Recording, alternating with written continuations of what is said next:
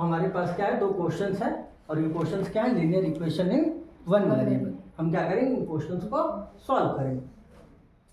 चलो इस क्वेश्चन में देखो क्या लिखा है कि if x minus one upon x plus one is equal to 7/9 then find the value of x, then find the value of x। And the next question हमारा क्या है, इसमें भी क्या करना है, ये भी क्या है, linear equation in one variable का क्वेश्चन है, जिसमें हमको क्या करना है, वेरिएबल का वैल्यू फाइंड आउट करना है। जिसमें क्या करना है, वेरिएबल n की वैल्यू क्या करना है, फाइंड आउट करना है। इसमें क्या लिखा है कि if 2n + 5 is equal to 3 bracket 3n - 10 then find the value of n, then find the value of n। तो हम क्या करेंगे, इन दोनों क्वेश्चंस को सॉल्व करेंगे। Let's do it.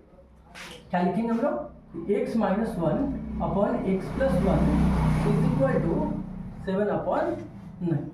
ये क्या है, तो numerator upon denominator, numerator upon denominator, ये भी क्या है, न्यूमरेटर अपॉन डिनोमिनेटर। तो ये x माइनस वन है, ये वेरिएबल टर्म है, ये कांस्टेंट टर्म है, ये वेरिएबल टर्म है और ये कांस्टेंट टर्म है। तो वेरिएबल और कांस्टेंट टर्म ये दोनों एक साथ सॉल्व नहीं हो सकते, तो हम क्या कर देंगे, इनको ब्रैकेट में कर देंगे। क्या कर देंगे, ब्रैकेट में। यहाँ पे भी देखो क्या है, x प्लस वन है, एक वेरिएबल टर्म है और एक क्या है, कांस्टेंट टर्म है, और ये दोनों क्या है, प्लस में है, दोनों किसके साथ है, प्लस के साथ। तो ये इसका अधिक सॉल्व नहीं हो पाएंगे, तो इनको हम किसमें कर देंगे, ब्रैकेट में।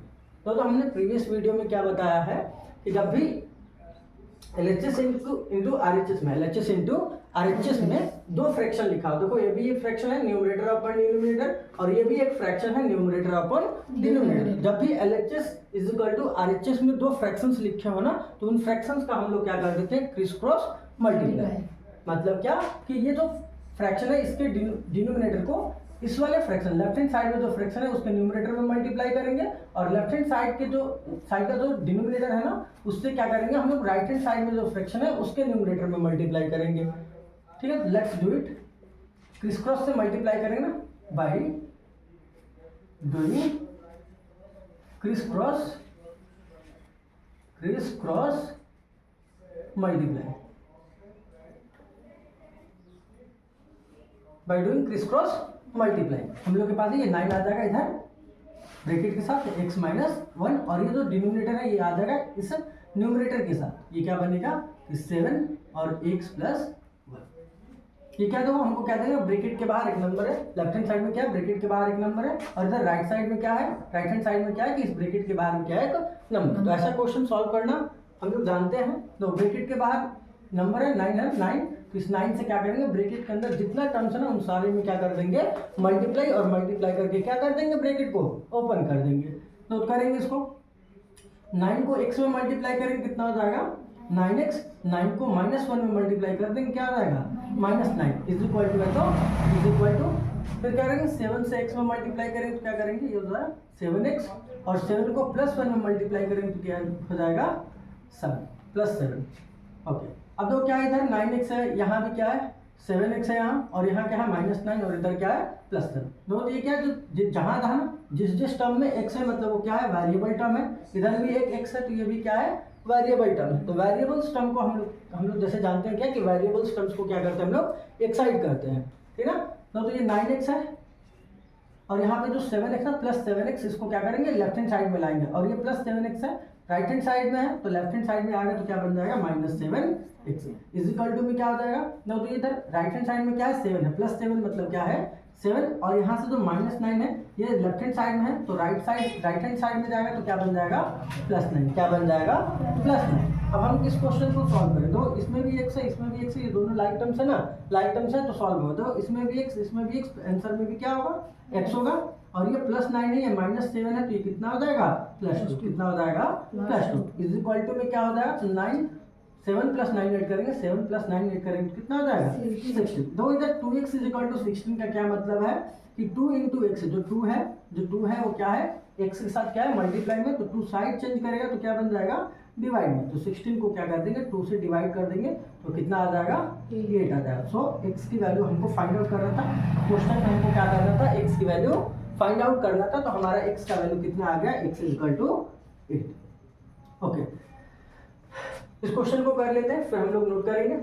ओके, तो नेक्स्ट क्वेश्चन में क्या दिया कि इफ दिस ब्रैकेट मींस कि 2n + 5 is equal to 3 bracket 3n - 10 then तो क्या करना हमको, find the value of n, find the value of n। तो हम क्या करेंगे ना, पहले इसको ये जो क्वेश्चन है हमारा, इसको हम क्या करेंगे, सॉल्व करेंगे, और सॉल्व करके क्या करेंगे, जो वेरिएबल n है ना उसका वैल्यू क्या करेंगे, निकालेंगे, उसका वैल्यू फाइंड आउट करेंगे। तो लिखते हैं इसको, पहले सेपरेट हम लोग लिखेंगे क्वेश्चन को। तो क्या लिखा है कि 2n + 5 इज इक्वल टू, तो ये क्या 3 इंटू ब्रैकेट है। पहले क्वेश्चन को सॉल्व करते हैं, हम लोग लिखते हैं पहले 3n माइनस 10। दो क्वेश्चन को सॉल्व करें। दो ये जो ब्रैकेट है ना, ब्रैकेट में तो पहले क्या करते हैं हम लोग, बोर्ड मास में क्या करते हैं, पहले ब्रैकेट को सॉल्व करते हैं। देखो ये ऑलरेडी सॉल्व है, ये ब्रैकेट के अंदर जितने भी टर्म्स है ना, ये इससे अधिक सॉल्व नहीं हो सकते, इससे अधिक सॉल्व नहीं हो सकते। तो बस ब्रैकेट क्या होगा, सिंपली ओपन हो जाएगा, सिंपली क्या हो जाएगा, ओपन हो जाएगा। तो क्या बनेगा ये 2n + 5, 2n + 5, तो इज इक्वल टू क्या आ जाएगा। तो उधर क्या, इस ब्रैकेट के बाहर क्या है, इस ब्रैकेट के बाहर क्या है, 3 है, इस ब्रैकेट के बाहर क्या है, 3 है। तो हम 3 से क्या करेंगे, ब्रैकेट के अंदर जितने भी टर्म्स है ना उन सब में क्या कर देंगे, मल्टीप्लाई। नो, तो 3 को 3n में मल्टीप्लाई करेंगे तो क्या हो जाएगा 9n, और 3 को -10 में मल्टीप्लाई करेंगे तो कितना हो जाएगा -30। अब तो यहाँ तो लाइक टर्म्स, तो हम क्या करते हैं ना, हम लोग फाइंड आउट करते हैं, आइडेंटिफाई करते हैं कि इसमें ये पूरा जो इक्वेशन है LHS = RHS में जो दिया है, उस इक्वेशन में कौन कौन सा वेरिएबल टर्म है और कौन कौन सा कांस्टेंट टर्म है, ठीक ना।